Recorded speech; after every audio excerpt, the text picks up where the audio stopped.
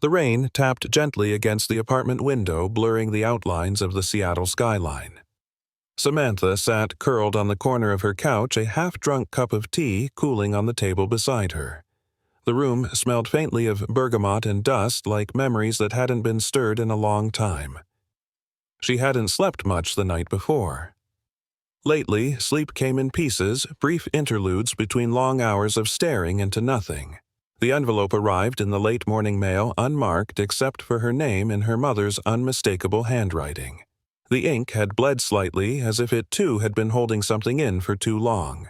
Her fingers trembled slightly as she opened it, not from fear, but from the kind of hesitation that accompanies an emotional wound not yet formed but already sensed. Inside was a single sheet of cream-colored paper folded neatly, carefully, deliberately. Her mother had always done things that way, even dying it seemed. My dearest Samantha. If you're reading this, I've already gone. I won't try to soften that you've always appreciated honesty, but I hope this doesn't feel like a goodbye. It isn't meant to be. I've left something for you. Not a possession, but a place. Our home in Montana is waiting. I hope you return there if only for a while. Not for me, but for you. There are things I couldn't tell you in person. Things I hope you'll feel when you're back among the trees and soil that raised us. Go gently, sweetheart. Let yourself feel what you need to feel. Let the silence speak. You'll know what to do when you get there. Love always, Mom. The letter slipped from her hands and settled softly onto her lap. For a moment, Samantha didn't move. Her eyes traced the fibers of the paper as if hoping to find more words hidden between the lines. But there was nothing else. Just the silence of absence and the heavy presence of what remained unsaid. She leaned back against the couch cushions, letting the ceiling blur into whiteness. Her mother's voice echoed in her mind. Not the words on the page, but tones from other times. The way she'd call her name across a grocery aisle. The gentle hum she used to sing when watering plants. The last voicemail 3 weeks before the end when she said she was tired, but still smiling.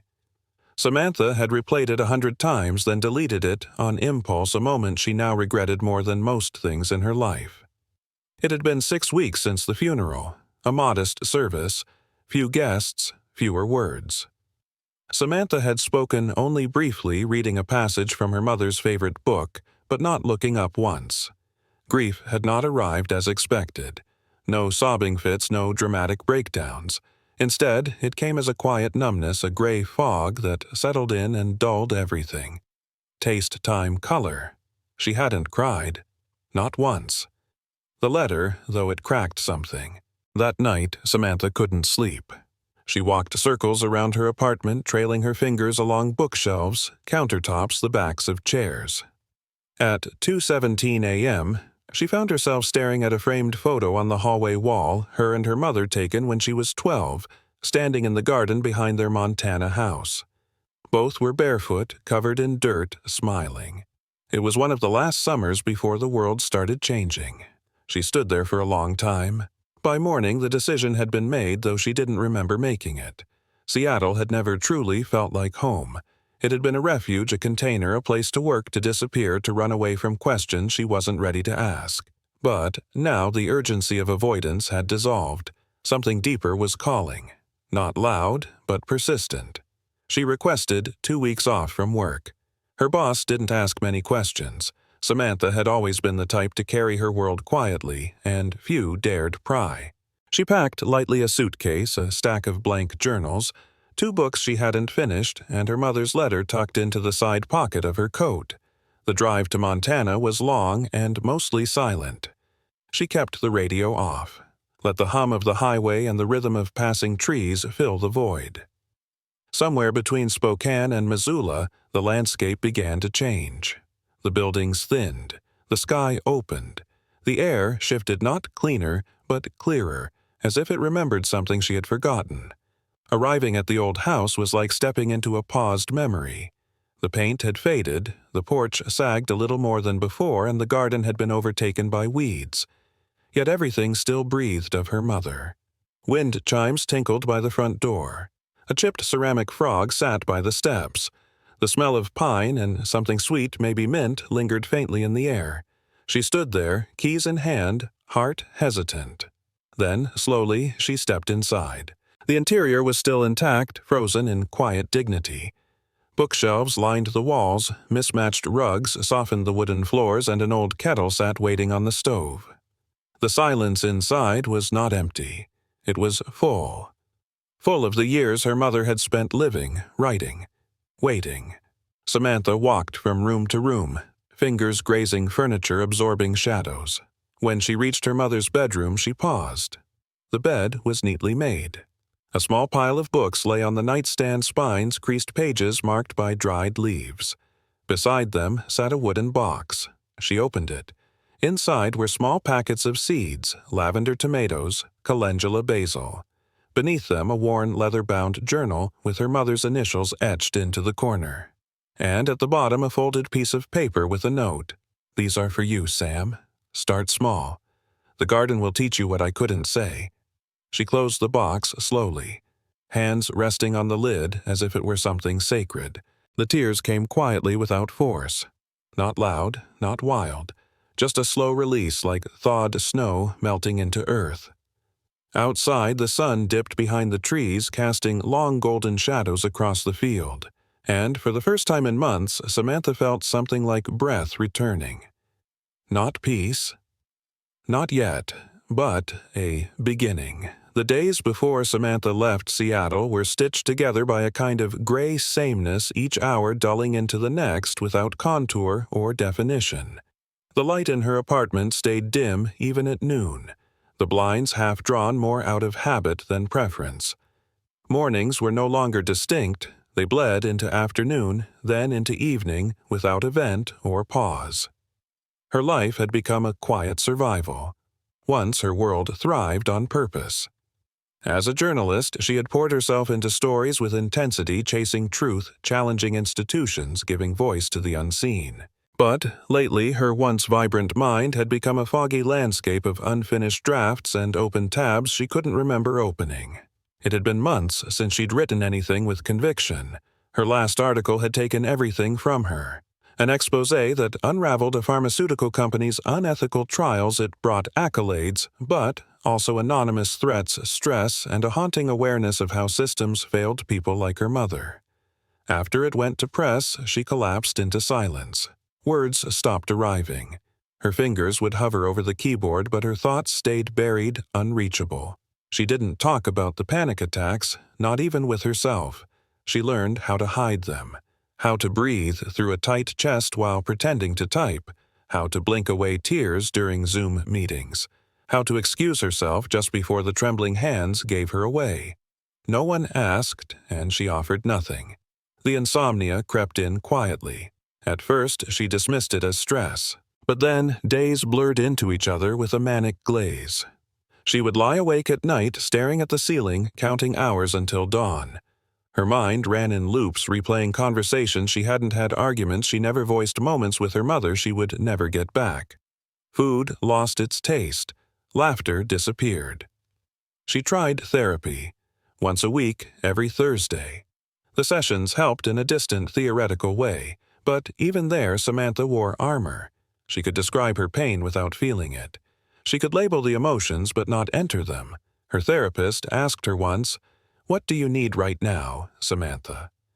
And she replied, "Rest," though what she really meant was to disappear. Her body began to protest. A persistent cough settled in, dry, lingering, and unexplained. She saw doctors. They ran tests. Everything came back normal. Blood work clear. Chest X-ray clean. Probably stress, they said gently, as if naming it made it less real. She was 33 and felt 70. The silence after her mother's death had surprised her, not because it came, but because it never left. She thought she'd cry, that it would break her open. Instead, grief moved in like a tenant, unpacked its bags, and made itself comfortable. It didn't roar, it just hovered. She kept working, pretending, checking boxes, holding it together, until the letter, that single envelope written in her mother's hand, had unraveled the illusion she'd carefully constructed. It was the first thing in weeks that stirred something beneath the numbness. After reading it, she held it in her lap like it might breathe. In the days that followed, the fog remained, but it felt different, less like a prison, more like a signal. She began to wonder what her mother meant. There are things I couldn't tell you in person. Was it about the illness? Regrets, or something more? Why Montana? Why now? The questions clung to her like mist. On her last day in Seattle, Samantha stood in the middle of her living room suitcase open on the floor. She packed slowly. Clothes, a journal, her mother's letter, and a photo from childhood, her and her mother in a sun-drenched garden, both laughing dirt on their hands. The image felt like fiction. As she zipped her bag, the apartment felt hollow, not just because of what she was leaving, but because of what had already gone. Her drive, her voice, her sense of direction. Seattle had once represented independence. Now it felt like a waiting room for a life that never started. She left before sunrise. Driving out of the city, Samantha didn't play music. She let silence fill the car. The highway stretched ahead, long and anonymous. Trees blurred past. Gas stations. Rest stops. Distant towns she didn't bother naming. With each mile, her shoulders eased slightly. There was no euphoria, no cinematic relief. Just a quiet shift, the kind that happens in the space between exhaustion and surrender. Her hands stayed on the wheel, steady. Her eyes watched the road, but something in her chest loosened. As she crossed into Montana, the air felt wider. The sky opened like a breath she didn't know she'd been holding. Mountains loomed in the distance, silent, ancient, patient. The landscape felt honest, uncurated. It asked for nothing. And in that absence of demand, Samantha felt allowed. Allowed to be quiet. Allowed to be unsure. Allowed to begin again. By the time she saw the first signs for the small town she once called home, the ache in her body had dulled, not gone, but no longer sharp. She pulled over on the side of the road just before dusk. Stepped out, closed her eyes. There was birdsong in the trees, a cool breeze, the faint scent of pine. She stood there for a long time, one hand resting over her chest. The cough had not come. The tremble in her hands had paused. The silence no longer felt hollow. It felt like space, not empty, but waiting. The Montana sky was wider than she remembered. It stretched endlessly unbroken and indifferent, a soft gradient of pale blues melting into distant gold. Samantha hadn't seen a sky like this in years, not framed by concrete or glimpsed between high-rise shadows, but open, vulnerable, and raw. It startled her how much she'd forgotten about the place she once called home. The road narrowed as she drove deeper into the valley. Tall grass danced in the wind. The trees lining the edge of the town were taller now, older, their branches stretching like arms that hadn't seen her in a long time. Each bend in the road brought a memory, her bicycle clattering over gravel, the taste of blackberry jam, her mother's humming floating from the kitchen window on summer mornings. When the house finally came into view, Samantha slowed the car but didn't pull into the driveway right away. She sat for a moment with the engine running, staring. The structure stood quietly wrapped in its own silence. The paint was chipped. The gutters drooped. The garden had given way to wild overgrowth, as if the earth had taken back what wasn't being tended. And yet it was beautiful. Not in the way cities declared beauty with precision and symmetry, but in its refusal to collapse. The porch still held. The windows still caught the light. The front steps, though worn, waited without judgment. She stepped out of the car slowly. The air smelled of pine needles and memory. The wooden gate creaked as she passed through it. Her hand grazed the familiar railing, sun-warmed, weather-worn. On the porch sat the same ceramic frog that had greeted her childhood. A little chipped, now its grin faded, but still there, still watching. She unlocked the door. Inside, time had folded in on itself. Dust danced in the sunbeams streaming through the windows. The scent of old paper and dried herbs lingered faintly in the air. Everything was just as her mother had left it, books stacked in careful disordered tea tins lined on the shelf, blankets folded with quiet dignity. Samantha stood in the doorway, overwhelmed not by sadness, but by reverence. She walked slowly through the rooms. The floors creaked beneath her like familiar voices. Her fingers traced the contours of furniture worn by years of use, scratches that told stories, corners smoothed by repetition. The kitchen table still held a small water ring where her mother had always placed her mug. On the windowsill above the sink, a row of tiny glass jars held dried lavender rosemary marigold. In the living room, a notebook sat open on the armrest of her mother's favorite chair. The ink had faded slightly, but the words were still legible. A grocery list, a quote from a poem, a line that simply read, "Start with soil. It remembers." Samantha closed her eyes. Later, she entered the bedroom. The bed was neatly made, the quilt pulled tight. A reading lamp still bent gently over a closed book. On the nightstand sat a small wooden box, dark with age, polished at the edges from years of handling. She recognized it immediately, her mother's keepsake chest. She opened it. Inside, neatly arranged, a packet of seeds labeled by hand, a pressed wildflower, and a folded sheet of paper. The handwriting was unmistakable. "If you've come back, I'm glad. This house will help you. So will the earth. There's more healing in gardens than in answers. You don't need to solve me, just grow something. Just be still and listen." Beneath the note, more seed packets, lavender, basil, calendula, and tomatoes. The same varieties they had once planted together every spring. Samantha sat down on the edge of the bed, holding the note in her lap. Her chest tightened, not with pain but with recognition. She had expected grief to come as a flood, but instead it arrived as warmth, as breath, as the slow unfolding of something buried. Outside, wind stirred the trees gently. That evening she wandered into the backyard. The garden beds were still there beneath the weeds, their wooden frames cracked and gray. A rusted spade leaned against the old fence. She knelt beside the largest bed and ran her fingers through the soil. It was dry but soft, clinging to her hands like it remembered her. She found a small patch of mint wild and unruly growing between rocks. She crushed a leaf between her fingers and inhaled deeply. It smelled like her mother's tea, like the summers they used to spend barefoot planting marigolds and laughing at worms. Samantha didn't cry. Not because she wasn't sad, but because sadness was no longer sharp. It had settled into her bones like warmth after cold. She wasn't broken, she was quiet.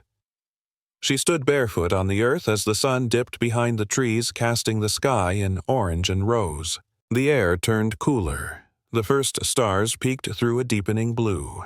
And there, in the hushed breath between day and night, Samantha felt something she hadn't felt in years. Not joy, not even peace, but presence. The morning was quiet save for the rustle of wind through pine and the soft tap of branches against glass. Samantha stood in the kitchen barefoot on cool wood, watching a pot of water come slowly to a boil. Her hands were wrapped around a mug she hadn't used in years, ceramic chipped on one side, painted with violets. It had belonged to her mother, the kind of object that once seemed ordinary, but now felt sacred. The silence in the house was no longer empty. It had begun to hum with something older than words.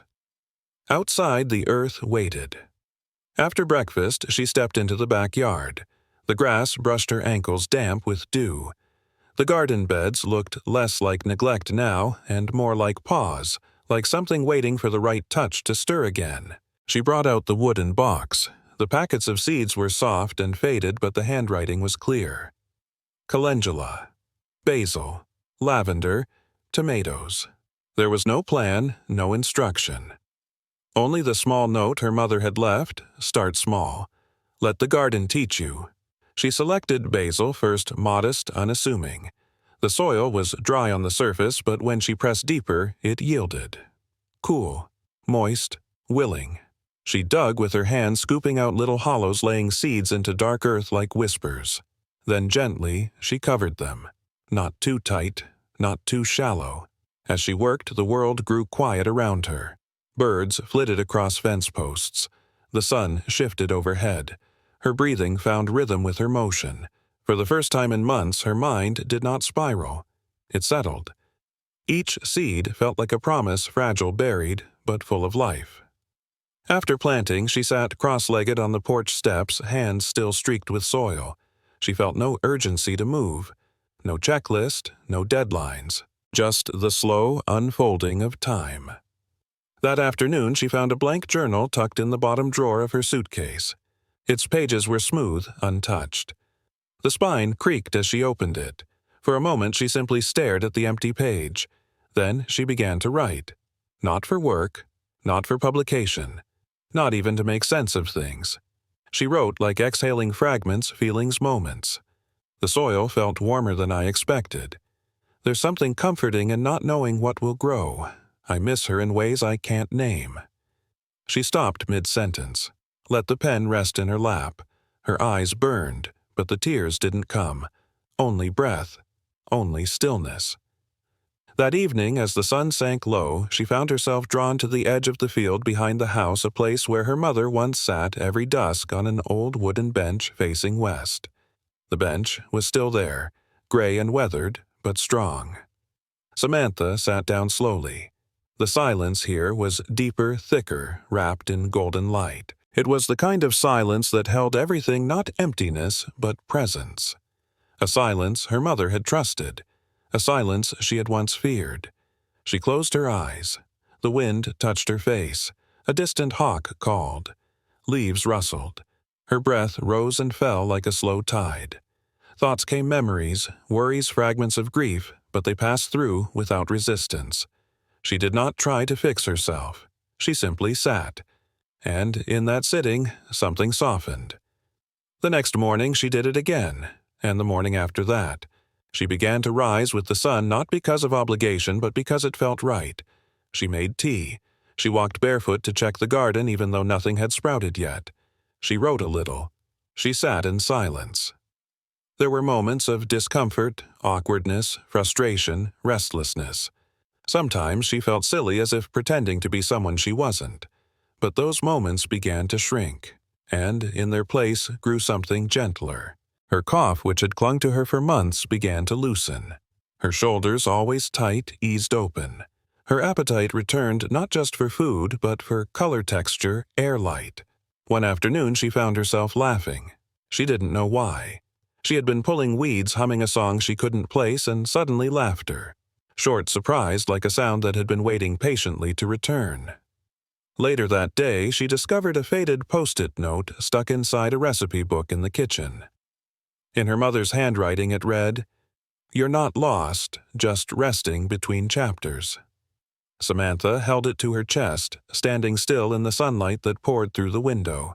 Her mother wasn't there, not physically, but pieces of her were woven into everything: the cups, the drawers, the earth, the silence. And, perhaps most of all, in Samantha herself. That night she wrote in her journal, "It doesn't feel like healing. It feels like remembering. The earth doesn't rush. And maybe I don't need to either." The days moved like waves now, gentle, slow, and rhythmic. Samantha had stopped counting them. She no longer tracked time by the calendar, but by how much the basil had grown, how many pages she'd filled in her journal, how the morning air smelled when it drifted through the kitchen window. She was still fragile, like soft clay not yet hardened. But the edges of her grief had begun to round. It didn't stab. It pulsed. That morning, while clearing out drawers in her mother's study, she found a flash drive. Small, unlabeled, tucked between a stack of old letters and a half-used notebook. It felt out of place, too modern among the hand-bound journals and dried flowers. Her heart quickened. There was something intentional in its placement, as though her mother had wanted it found. Samantha hesitated before plugging it into her laptop. She sat at the small wooden desk, facing the garden fingers resting on the keyboard, the morning light warming her back. When the file opened, her breath caught. It was a video. The frame showed her mother seated on the garden bench at dusk. The image was slightly shaky, the colors washed in amber. She was wearing the gray sweater Samantha remembered most, the one with sleeves too long and pockets always full of seed packets. Her hands were folded in her lap, her gaze steady. Samantha turned up the volume, then leaned back slowly as though bracing herself for a wave that had taken too long to reach the shore. Her mother spoke. "Hi, sweetheart. If you're watching this, I'm gone.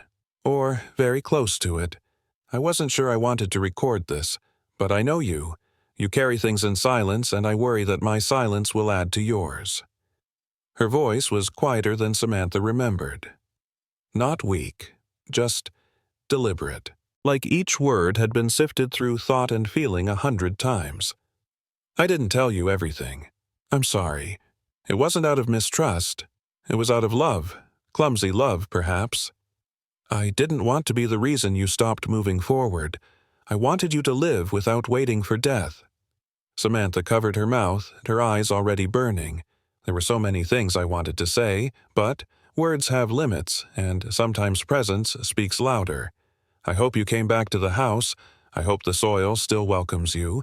I hope the wind still smells like mint and pine. And I hope that you can forgive me not for dying, but for not showing you the softer sides of goodbye. The image flickered for a second, then steadied. Her mother smiled faintly, eyes glistening. "Samantha, you were never hard to love. You were only hard on yourself. I saw it how you measured your worth in productivity, how you raced even when no one was chasing you. I wish I had told you sooner. That rest is not laziness. That softness is not weakness. That you don't have to earn your place here, you were born worthy."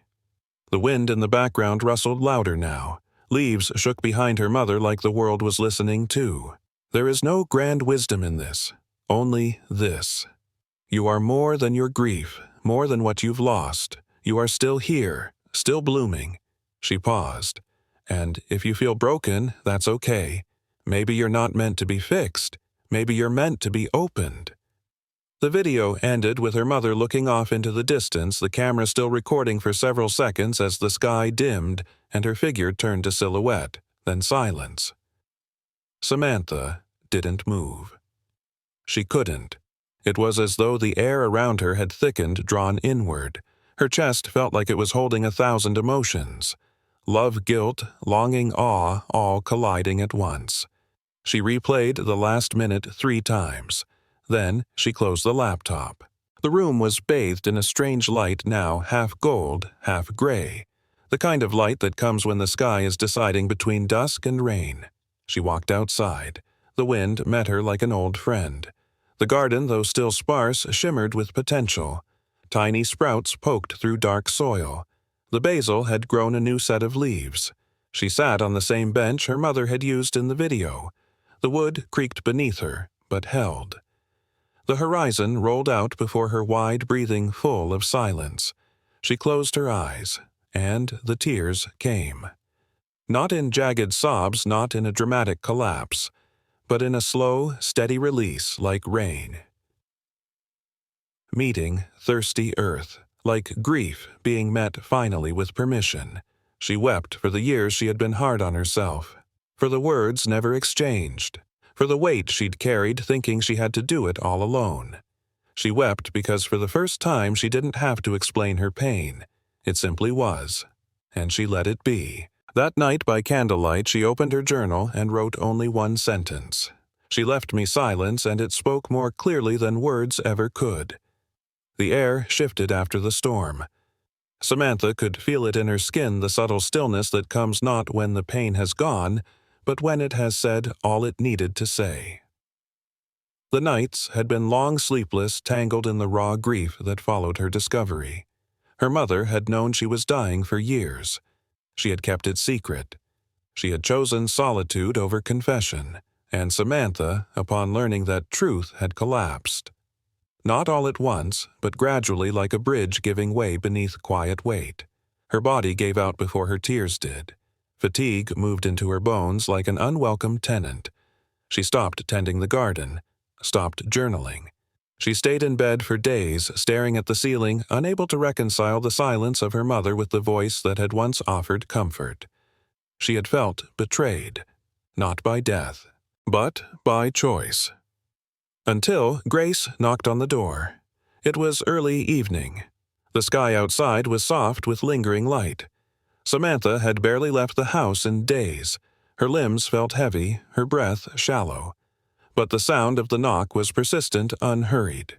When she opened the door, there stood the older woman from the edge of memory, Grace, her mother's friend and longtime neighbor.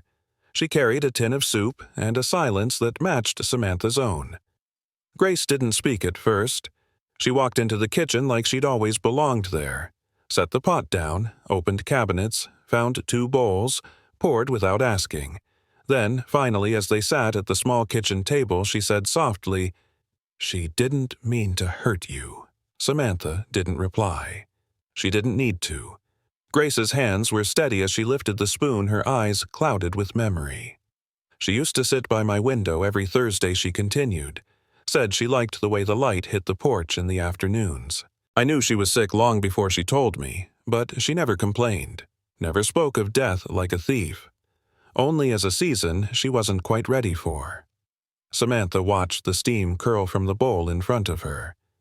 "She told me she was afraid," Grace said, "but not of dying, of becoming someone you pitied, of watching your light dim because of her shadow."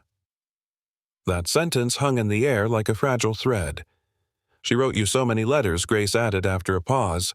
"Most she never sent. She said you had your own storms to walk through, and that she'd only add weight." Samantha felt her chest crack, not from rage, but from recognition. She had known her mother was private, but she had never considered that silence could be an offering, a shield, a flawed kind of love. After Grace left, the house felt different. Not lighter, but more honest. That night, Samantha sat by the garden again. Weeds had returned in places, but the sprouts still lived. Some of them stronger now, unbothered by her absence. She ran her fingers through the soil. It clung to her skin, forgiving. She didn't cry, not this time. Instead, she whispered, not to the wind, not to the trees, but to the space where memory met mercy. "I didn't know," she said quietly, "but I want to." The next morning she returned to the garden with her notebook. She wrote slowly, deliberately. Not to make sense of the past, but to step toward it. Maybe she wasn't hiding. Maybe she was protecting. Maybe I've done the same. Later that week, she visited the lake where she and her mother used to paddle in early spring. The dock was worn the water still. On the bench sat a man she hadn't seen in years. Jake. They had grown up 2 streets apart, lost touch after college, but here he was older, quieter, with the same crooked smile. They spoke like people who had seen storms. He told her about losing his wife to a car accident 3 years ago. About the year that followed, how he stopped painting, stopped showing up to life, convinced himself that healing meant forgetting. Samantha listened, and in his story she saw reflections of her own. They sat for hours, not always speaking, but presence filled what silence left behind. Before leaving, Jake said gently, "Grief doesn't ask you to let go, only to let in what you lost and what you're still becoming." She walked home slowly with that sentence folded like a prayer inside her. That night she opened her mother's old journal, one of the last entries before the handwriting turned shaky. Samantha has her mother's stubbornness, but also her heart. She'll break open one day, and that will be her becoming. Samantha closed the book and held it to her chest. There was no forgiveness to give, only understanding, and from that understanding something tender began to bloom. Spring arrived gently that year. It didn't shout its presence but unfolded quietly through the gradual warming of mornings, the return of bees brushing the lavender, and the subtle bloom of color spreading across the hills like breath returning to lungs. In the garden behind the house, life had taken hold. Samantha stood by the raised bed, now vibrant with green. The basil leaves were full, their edges smooth and sweet-smelling. The calendula's orange blossoms opened like small suns. The tomatoes had begun to climb, stubborn and joyful. Each plant bore the mark of her hands, but not just hers. Her mother's choices lingered here in the soil, in the spacing and the layered wisdom of what to plant where. The garden wasn't just growing, it was remembering. She had returned to the rhythm now. Wake, tea, garden, journal, breathe. She still grieved. That never vanished. But grief had become a companion, not a captor. It no longer clutched at her throat. It sat beside her quietly nodding as she tended basil or pulled weeds or watched clouds gather in the western sky. Some days she wrote more than others, some days she didn't write at all. But one morning, with the window open and birdsong drifting through like melody, she began to type something that felt different. Not for her journal, not for the silence, but for the world. It started with a sentence. My mother left me a garden, and in it I found her voice. From there the words came gently. She didn't rush them. She let them rise like sprouts through soil. She wrote about the letter, the video, the collapse, and the mending. She wrote about the nights she couldn't breathe and the mornings she chose to stay. She described the first basil seed she planted and how she had cried when it sprouted. She wrote of silence, of anger, of forgiveness so deep it did not need to be spoken. The piece became an essay, then a love letter, then something between a eulogy and a rebirth. When she finished, she titled it simply, The Garden She Left Behind. She sent it to her old editor, not expecting much. They hadn't spoken in months. But within 3 days he replied with a single line, "We need this piece. The world needs it too." It was published in the Sunday edition under the Human Stories column, not in a rush of headlines, but in a space where readers lingered. It was shared, quoted, printed, and folded into journals and coffee shop walls. Samantha received messages from strangers, some grieving mothers, some daughters, some people who had never gardened a day in their life but understood the shape of loss, the courage of stillness. She hadn't expected that. She had written to name her pain.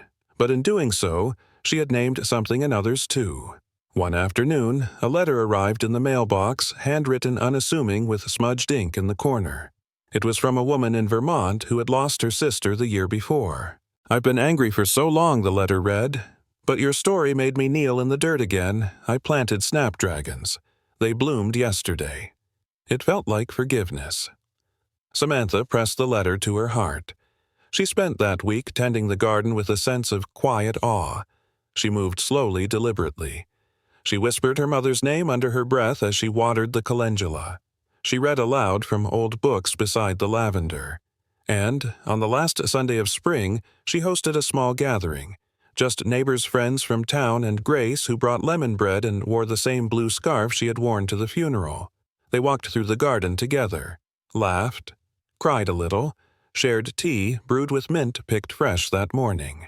At twilight, as the guests left and the wind picked up, Samantha sat on the bench at the back edge of the property, the same one where her mother had filmed the video, the same one where she had cried alone weeks ago. Now she was not alone.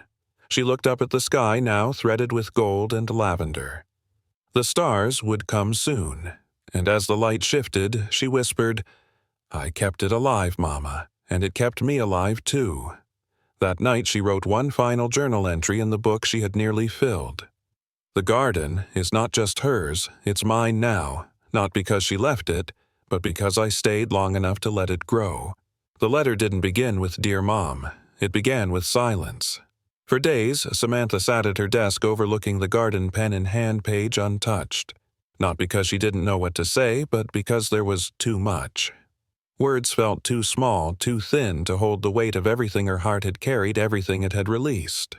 But she knew she needed to write it, not for closure, not for ceremony, but because some conversations deserve to be answered even if the other voice is gone. She chose the same kind of paper her mother had used, cream-colored, textured with soft edges, the kind that made every word feel intentional. And one morning, when the sky was pale with early light and the scent of lavender drifted through the window, she began. "You once told me the garden would help me. You were right." The pen moved slowly. "I didn't know how much I was hurting until I let myself stop. I didn't know how angry I was with you until I forgave myself for needing you longer than you could stay." She paused, breathed in deeply, and continued. "You left so quietly, so gracefully. I used to think that made it harder, but now I see it was your way. You always carried pain with softness, not because it didn't hurt, but because you didn't want to add weight to others." She stared out the window. The basil was flowering now. Bees hummed lazily among the calendula. I was angry, you know, when I found out you had known, that you had chosen not to tell me. I felt like I wasn't trusted, like I had been robbed of the chance to say goodbye properly, but I see it differently now. You were giving me freedom. You didn't want me to orbit your illness. You wanted me to fly. She smiled faintly. You gave me the garden because you knew that tending life would be the only way I could understand your death. You gave me seeds so I could plant things, not just bury them. Tears came then, not in sorrow, but in reverence. I see you everywhere now, not as a ghost, but as a guide. In the steam curling from my tea, in the sound of leaves brushing the window, in the small green miracle of every sprout that breaks the earth. You didn't leave me alone. You left me surrounded.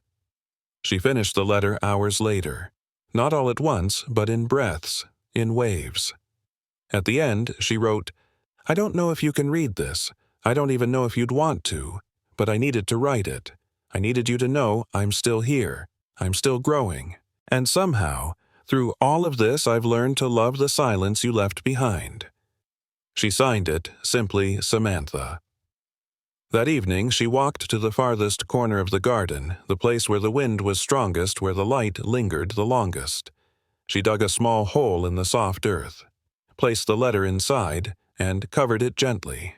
There was no ritual, no words spoken aloud. Only the hush of wind through trees, the flutter of birds returning to their nests, and the steady heartbeat in her chest. She stood there until the stars came out. The garden shimmered beneath them, alive and listening. 1 year later, the garden was no longer a secret. It had grown wider, fuller, more alive than Samantha had imagined.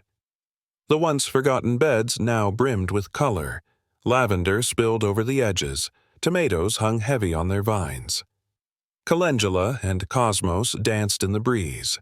There were paths now, soft trails of crushed bark winding through the herbs and blossoms. Benches had been added, shaded by small pergolas draped in climbing peas. But the most beautiful thing about the garden wasn't the plants. It was the people. They came quietly, 1 or 2 at a time. Some were grieving parents, others daughters who had lost their mothers just as Samantha had. A few were simply tired souls looking for air. None of them asked for advice. Most didn't speak much at first. They came to sit, to breathe, to dig. Samantha called it the Still Garden. Once a week, she hosted what she humbly called circles, though they weren't ceremonies or classes or therapy. Just space, sacred in its simplicity. They would begin with silence. Then someone might read a poem, or pull weeds, or cry without explanation. Some brought journals, some brought seeds. Samantha always brought tea. She had learned that healing was not a goal to be achieved. It was a rhythm to live within. And so she offered others what the garden had offered her, a place where grief could rest without needing to be fixed. A place where people could fall apart and slowly, with time, grow back together. On the anniversary of her mother's passing, Samantha sat beneath the oldest tree in the yard, a willow they had planted when she was 10. It had stretched into something magnificent now. Its branches bowed in quiet reverence, and beneath it stood a wooden post with a simple sign carved by hand. Things grow where love is buried. She had carved it herself. That morning, before the others arrived, she opened a new journal. The pages were crisp. The air smelled of mint and fresh compost. She began to write, not about endings this time, but beginnings. This isn't about her death anymore. It's about the life she gave me by leaving gently. She closed the book and looked out across the garden. In the far corner, a woman knelt beside a row of wildflowers, her child beside her helping. A man stood alone by the calendula, eyes closed, breathing in the scent of orange petals. From the porch came laughter, low, unforced, real. Samantha pressed her hand over her heart. She no longer needed to be whole. She had become a garden.